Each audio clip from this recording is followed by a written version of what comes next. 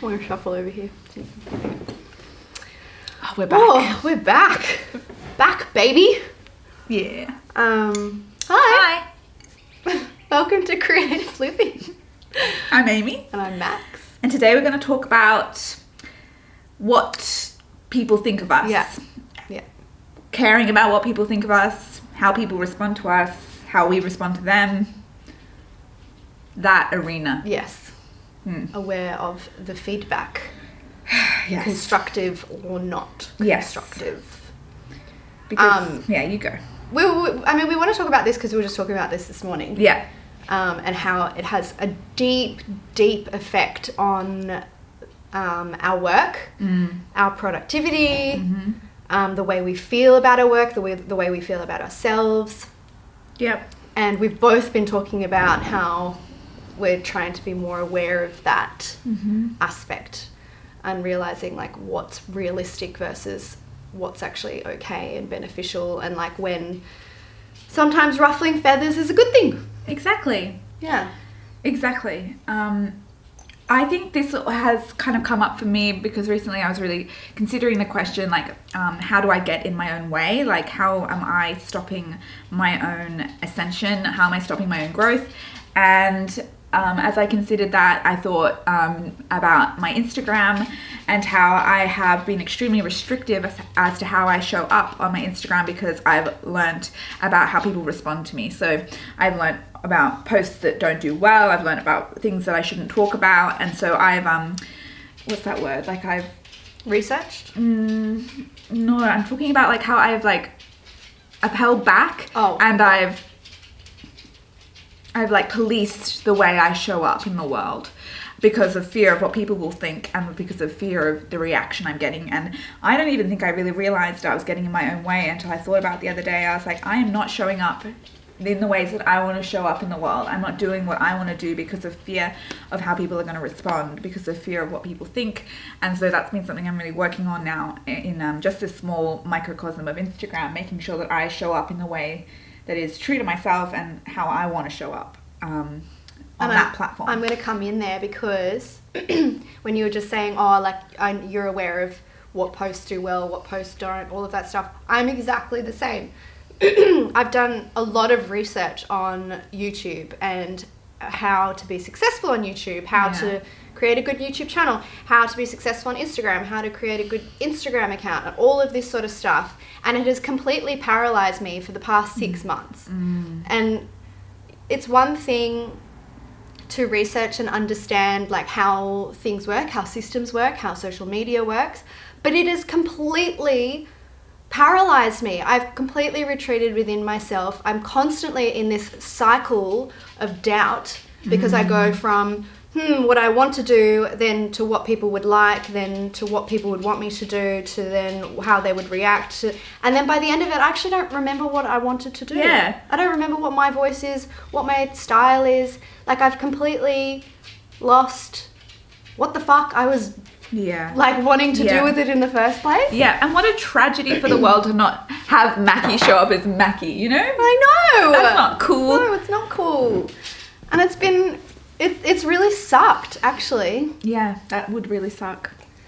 But a good thing for us to be aware of now, and an important thing for us to start listening to when we hold ourselves back in those situations. Yeah. Because awareness, I guess, is the first thing we need to have to fix the issue. And I wonder if it's also about really embracing people who don't like you. Yes. Because you were just saying, Amy was just saying before, she follows these amazing people and a lot of them get a lot of He wants a muffin. Yeah. I can't believe you. Sit. Oh, you can see his ears in this. Why does he love these so much? Well, it's really good. The banana oat, chocolate, and coconut. And coconut. I'm eating one. Do you want one? Muffins. I'm good. Uh-huh. I'm good. Sorry. What is So yeah, I was just saying, like Amy was just saying before, she follows all these people who have incredible messages and they're completely themselves and they have a really, really individual brand and they get so much shit. They get so much hate and they get a lot of love and a lot of support and loyalty as well, but they get so much shit from people.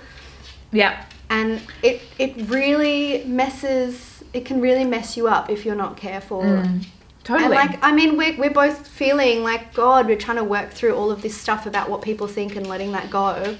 But it's really hard. Like, it's easy to say. Oh, of course it's easy to say, definitely. And I think what you're saying about like how a lot of the people I look up to who are like creative innovators, like really powerful people in the world who are creating amazing change, especially in the creative community, and they get terrible hate. And I look at these people and I go, they're feather rufflers, you know? They are people who create change. And I think that the truth is that people are not going to like you if what you do is important. And if what you do is different, and if you show up in your truth and you put yourself out there in a wholesome, honest way, there are going to be people who come back at you and say, what the fuck? And they're going to be rude and they're going to put their insecurities on you and they're going to make you feel like shit. But I think the reality is that, you know, these women who are getting all this hate that I've recently been following, they are so important. And I think that they're literally getting this backlash and it's almost like an affirmation that you're doing what's right. Like they're doing what they're meant to be doing. And so I've been kind of trying to think about the idea of if people don't like you, that could be like a beautiful sign that you are really on the path, doing exactly what you're meant to be doing, ruffling feathers, and showing up in the world that is risky but important. Yeah. And I like that idea. I like that way of looking at it. And it kind of takes away the fear of, oh, what if people don't like me? And it's like, yes, people aren't going to like you for doing cool, revolutionary stuff. Yeah, and sometimes people just don't like your face. Yeah. Like, you cannot win. Like, there will just be things that there's nothing you can do about it. Yeah. But if you can look at it from, well, if I'm ruffling feathers, well, I must be onto something. Yeah, definitely. I mean, there's a level of which you're ruffling feathers versus being a dick. Yeah, being a dick. You got to be wary of that. If you're genuinely just following your voice and what you believe and your message to improve the planet and to improve humanity as a whole. You only put it on 10 minutes. Oh, shit. We're really out of... Okay, we got 1 minute 50. Okay. Yeah. Yes.